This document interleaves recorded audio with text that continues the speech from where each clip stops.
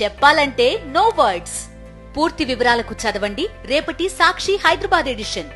So దీన్ని బట్టి are you feeling అంటే ఇదేమన్నా డ్రమటైజ్ అవుతున్న విషయంగా భావిస్తున్నారా? అంటే బిఫోర్ వి గోయింగ్ టు మీరు చేసిన ఆ ట్వీట్లు ఏమిటి, ఎందుకు ఇంతవరకు ఇప్పుడు అవి మీమ్స్ బేసిక్గా ఏదో చేశారో నాకు చూపించారు. అది నేను ఇప్పుడు రోజుకి కనీసం 15-20 ట్వీట్లు పెడతాను. ఇది సంవత్సరం క్రితం జరిగింది. ఎప్పుడో వ్యూహం రిలీజ్ కన్నా చాలా ముందు అసలు యాక్చువల్గా. వాటిని అప్పుడు ఇన్ని అంటే వేలు పెట్టుండ ఈ 1 yearలో. ఈ వేలల్లో ఏ ట్వీట్ ఏంటి ఎప్పుడు నాకు ఎవడన్నా ఫార్వర్డ్ చేశాడా, నేను పెట్టానా లేదా కూడా గుర్తులేదు. ఎందుకంటే నా ట్విట్టర్ అకౌంట్లో కూడా లేవు ఇప్పుడు. అప్పుడు హైపోథెటికల్గా ఉన్నాయనుకోండి, పెట్టాను అనుకోండి, అదేంటి, it is like a caricaturing some political characters. Of course CBN గారు, పవన్ కళ్యాణ్ అండ్ లోకేష్, అలాంటి వేలు వస్తాయి. ఇప్పుడు ఈ కేసు స్టార్ట్ అయిన తర్వాత నా మీదే ఇందాక 100 చూపించాడు అప్పుడు నా మీద అలాంటి memes, exactly similar kind of a things. అప్పుడేంటి, సోషల్ మీడియా ఉన్నదే ఇలాంటివి చేయడానికి. అది మిస్చీఫ్ అంటారా, సెటైర్ అంటారా, జోక్ అంటారా, అది everybody subjective point of view, you know. So ఇప్పుడు అలాంటి దానికి అన్ని వందల వేలలో ప్రతిరోజు పెట్టేదానికి ఒక ఇలాంటి సెక్షన్స్ అప్లై అవుతాయి అనేది first of all it's a very strange thing. Okay, I'm not a expert in the law, నేనేమైనా లాయర్ని కాదు, పోలీస్ ఆఫీసర్ని కూడా కాదు. అదే దాంట్లో ఇందాక నేను చెప్పినాడు 5-6 చోట్ల, అంటే ఇవాళ ఎవరు చెప్పారు 9 చోట్ల పెట్టారండి ఇప్పుడు సేమ్ దాని మీద 9 డిఫరెంట్ డిస్ట్రిక్ట్స్లో. అంటే 9 డిస్ట్రిక్ట్స్లో 9 మంది మనోభావాలు దెబ్బతిన్నాయి ఈ మీమ్కి. వెంటనే ఎందుకు దెబ్బతినలేదు, ఇప్పుడు ఎందుకు దెబ్బతిన్నాయనే క్వశ్చన్ మీరు అంటే ఇప్పుడు అది ఒక మహాభారతంలో ఒక సీన్ ఉంది. కృష్ణుడు, అర్జునుడు, భీముడు దుర్యోధనుడు ముందుగా వచ్చి తీవు ముందుగా చూచితే అంటారు. అప్పుడు ఎప్పుడో పెట్టి ఉండొచ్చు, నేను ఇప్పుడే చూశాను అంటున్నారు వాళ్ళు. 9 మంది ఇప్పుడే చూసారా అందరూ? అదేగా చెప్పేది. సో దీన్ని బట్టి అంటే వాళ్ళందరికీ ఒక కార్మిక్ కనెక్షన్ ఉందా, స్పిరిచువల్గా ఏమన్నా అదే ఉండాలి. దాంతో మీకు ఫాలోవర్స్ బహుశా పెరుగుతున్నారేమో ఇప్పుడు చూస్తున్న వాళ్ళ సంఖ్య ట్విట్టర్ అకౌంట్, దానివల్ల కూడా ఇప్పుడిప్పుడే చూస్తుండొచ్చు. బట్ అదర్ థింగ్స్ అపార్ట్, మీరు పెట్టిన ఆ మీమ్స్ కించపరిచి, అంటే ఏ యాక్ట్ ప్రకారం అయితే మిమ్మల్ని హాజరు కమ్మనో ఏదో చేయమని చెప్పారు, ఆ యాక్ట్ పరిధిలో వచ్చే కించపరిచే అంశాలు లేక డిఫేమేషన్ తాలూకు ఏమన్నా ఉన్నాయా? అది చెప్తున్నాను. ఇప్పుడు ఫర్ ఎగ్జాంపుల్ అది ఒకవేళ అయితే, I'm not an expert, for example some IT act ఏదో ఉందనుకోండి, అబ్సీన్ ఫొటోస్, అబ్సీన్ అంటే సెక్షువల్లీ ఎక్స్ప్లిసిట్ అండ్ అబ్సీన్ అనేది పాయింట్ అక్కడ. దాంట్లో అది ఎలా ఉంటుంది, it is a cartoon, actually it is amounting to a cartoon.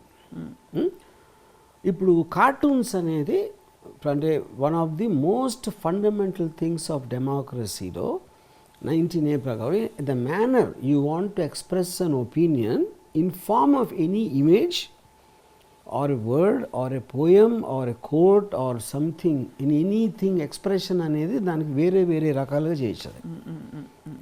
దాంట్లో caricature and cartoon and satire అనేవి కూడా ఉంటాయి దాంట్లో. So this will come under that, either satire or a cartoon or a caricature, one of the 3. అది మొత్తం social మీడియాలో 1,00,000 అకౌంట్లు ఉంటే 99,000 మంది చేస్తారు అది, అలాంటి పోస్టులు నేను చెప్పేది. సో ఈ పర్టిక్యులర్ పోస్ట్కే ఎవరు 9 మంది వేరే దర్శకులు అందరూ కలిసి కోలగట్టుకునే మనోభావాలు ఎలా అయ్యాయని ఒక పాయింట్ అక్కడ. ఆ రకంగా చూస్తే ఇలాంటి సెక్షన్స్ అలాంటి దానికి ఎంతవరకు అప్లై చేశారా లేదా కూడా నాకు తెలియదు. అప్పుడు నెక్స్ట్ క్వశ్చన్ ఏమొస్తుంది, సోషల్ మీడియాలో ఏం చేయొచ్చు ఏం చేయకూడదు. ఇప్పుడు రెగ్యులర్ నాలెడ్జ్లో పాలిటీషియన్స్ బూతులు తిరుగుతూ ఉంటారు, చంపేస్తూ అంటారు, లుంగి ఓడదేస్తూ అంటారు, పెసికేస్తూ అంటారు. అందరూ, నేను చెప్పేది ఒకళ్ళు కాదు ఇద్దరు కాదు, ఎవ్రీబడి యూజెస్ వైలెంట్ లాంగ్వేజ్. జోకులు వేస్తారు వాళ్ళ మీద, వాళ్ళ పర్సనల్ అఫైర్స్, క్యారెక్టర్స్ని అసాసినేట్ చేస్తారు. ఇవన్నీ చేసినప్పుడు వాటన్నిటికన్నా ఇది ఎక్కువ, ఇది ఎలా ఎక్కువ అనేది ఒక పాయింట్. ఎందుకు ఎక్కువ ఎలా ఎక్కువ.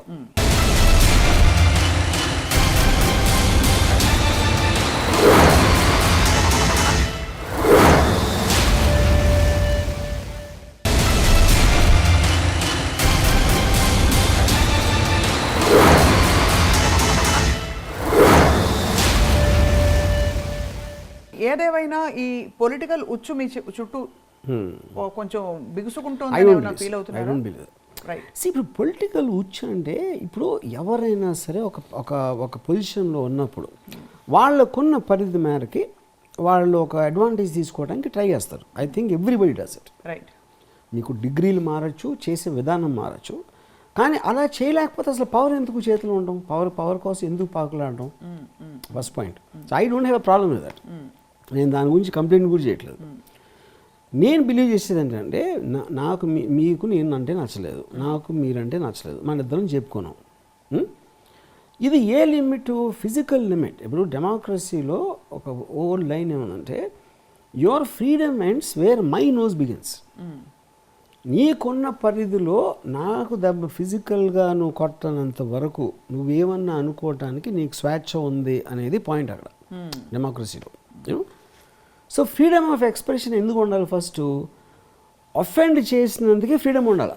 అఫెండ్ అవుతారు కాబట్టి. రైట్. ఇప్పుడు ఫర్ ఎగ్జాంపుల్ శ్రీధర్ అనే కార్టూనిస్టు ఒక maybe many years back NT Rama Rao గారిని నాదెళ్ల భాస్కర్రావు ఇష్యూ అయినప్పుడు he put a cartoon. NT Rama Rao garu Indira Gandhi complaint చేస్తారు. ఏం చేశారో చూడండి. ఆయన వీపులో పెద్ద కథ ఉంది. అరే ఈ విషయం నాకు తెలియదే అన్న ఇందిరాగాంధీ. వెనకాల నాదెళ్ల భాస్కర్రావు ఇందిరాగాంధీ చెంగుతోటి తన రక్తపు చేతులు తుడుచుకుంటున్నాడు.